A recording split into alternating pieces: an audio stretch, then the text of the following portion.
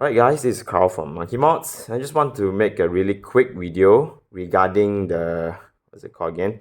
The QWK Challenger Mark 3 Pro Max version of the gearbox. So as you can tell, this is a Pro Max gearbox. Now, the Pro Max gearbox has a switch here that you can see on the bolt or charging handle side of the gearbox. It has this switch, not to be confused with the bolt release switch that is located here, right? So what this switch does is that this is actually a jam detection switch. So what it does is that unless your bolt, this bolt is in the fully closed and sealed positions, it will not allow the blaster to be fired. Now this is because, well, when the bolt is not in the closed positions, it potentially means that you might have a jam in your system, so that causes the bolt not to be able to sit it in all the way to the battery position. So yeah, now this sounds like a good system because it helps to protect your gearbox from preventing it from further damages when there is a jam. Because yeah, when there's a jam, the bolt is not in the fully closed positions, and then the piston slams forward, and yeah, that can be really bad for the system. And yeah, but the way that it is implemented is a bit too simplistic, in my opinion anyway, because it really is just this one physical micro switch here. Let me just zoom in and let you see clearly. Now I'm on a shitty phone, so yeah, the zoom quality is quite questionable, but yeah, you can see this is the said mechanical switch, and it is really simple. Basically, it's just a on-off closed circuit to tell that whether your bolt is in the closed positions or not, right? So let me just show you how it works, because this can also cause a more common problem found in the Mark 3 Pro Max, which is sometimes your blaster just fires intermittently. When it fires fine sometimes, and then all of a sudden you may notice that the motion of the gearbox becomes a bit more sluggish, or outright, or doesn't work outright. When you pull the trigger, nothing happens until you do this thing, and then somehow it works again, right? So this is mostly because of this jam detection switch. So how this switch is installed is right here, right? It's really yeah, it's just held down by one screw and seated right here. So you can see how the switch works from here.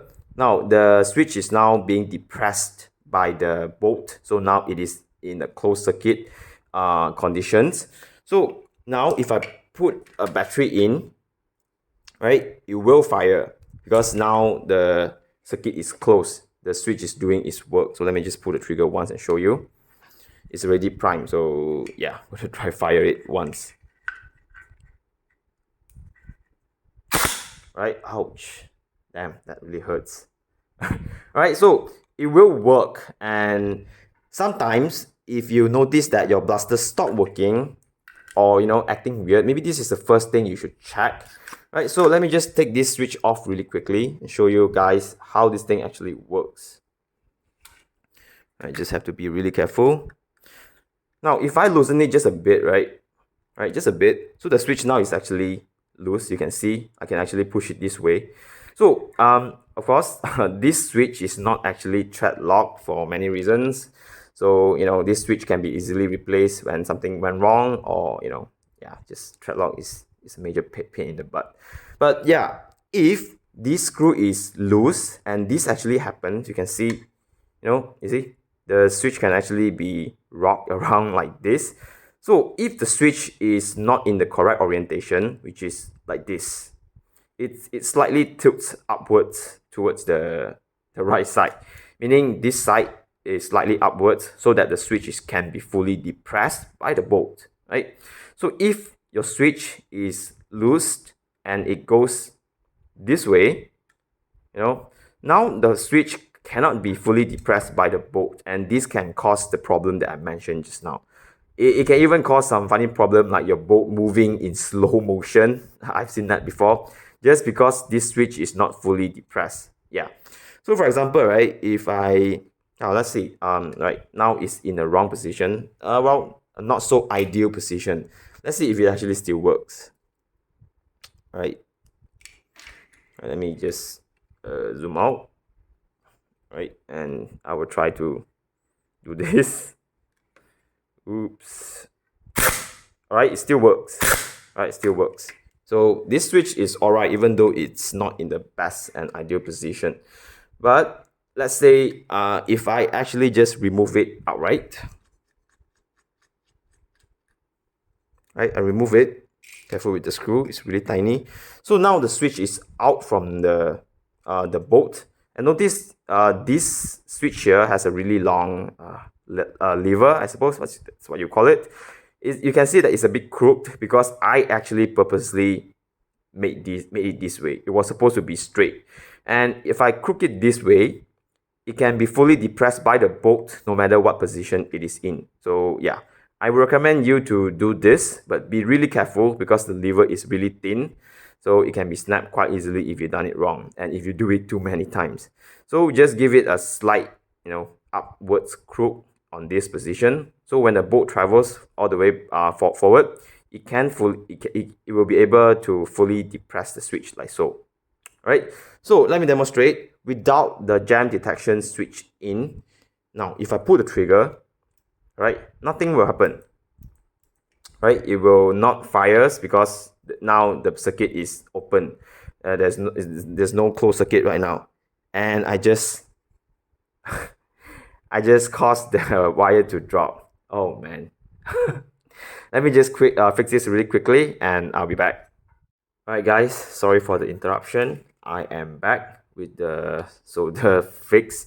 I've also added a layer of the heat shrink. My god, will you actually focus? Yeah. I've also added some heat shrink onto the thin wires so that it adds a layer of protection to it so that the wire doesn't drop that easily. And I also did this for this side of the solder. This two very thin wires for the solenoid valve switch right here. Right, so right, back to the main topic that I want to talk about, which is this anti-jam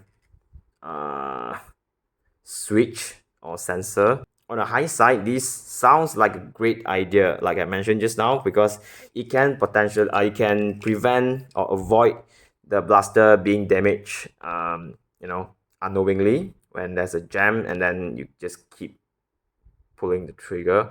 I don't know why, but this seems to be like a thing for many people that are non-initiated people. Like it feels like if the blaster doesn't shoot out a dart, let me just pull the trigger a few more times and perhaps a miracle will happen. I'm not really sure what's the deal. Maybe they watched a lot of Hollywood movies. I don't know.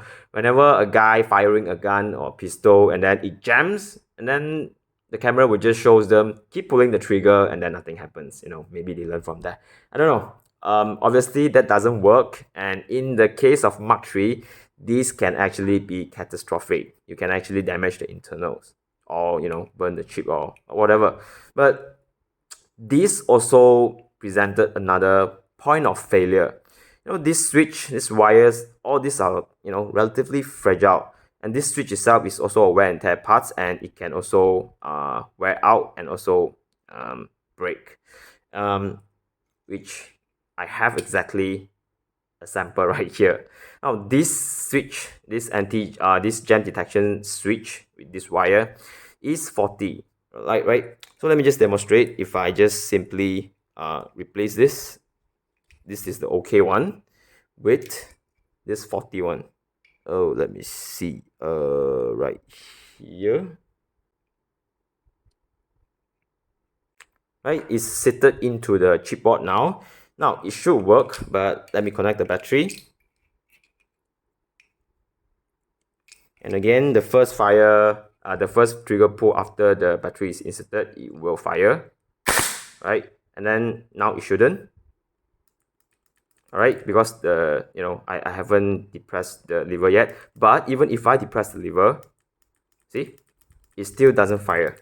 So this switch is 40, right? It's nothing to do with other system, but instead of this, it's just this mechanical switch that's responsible for closing the circuit failed, right? This switch, I'm not really sure if this is just unlucky lemon or uh, I'm just going to think that this is a unlucky lemon unit. This switch is easily replaceable. It will be made available at Monkey Mods soon.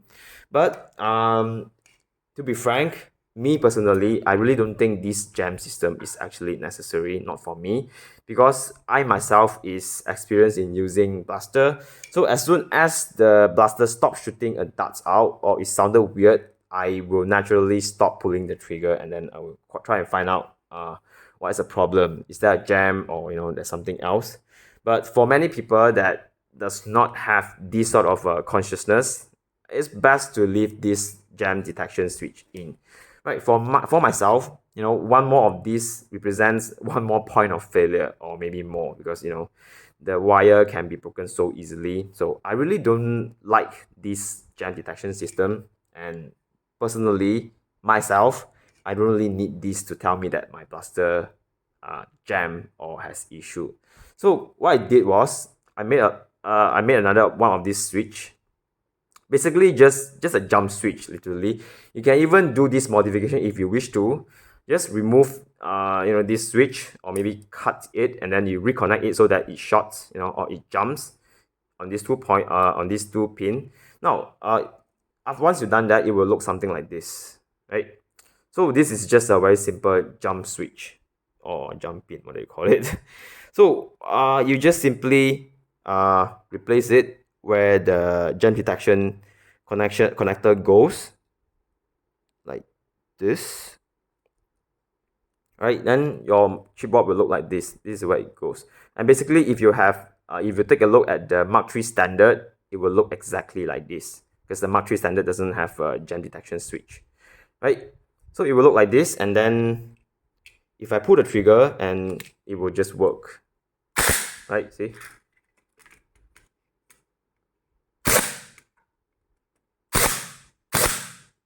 Right, no problem. And I prefer my Mark 3 Pro to be in this way. I don't really adore this jam detection system thing, but really though, it is good for the system. But yeah, it has another problem where this thing can actually be a point of failure. So yeah, I'll leave this information to you guys. You guys can use it, and I hope it's useful. And if anything wrong with your blaster, I think the first thing you should check is actually this jam detection switch. And if you think you don't really need this jam detection to assist you, in helping you to preserve your blaster, you can totally just forgo this and do a jump connector here, and then you just get rid of that problem. One last point of failures. So yeah, I think I've gone too long for this video, but yeah, just want to let you guys know what is up with the blaster and what is up with this jam detection switch. Right? Thank you very much for watching. I'll see you guys next video.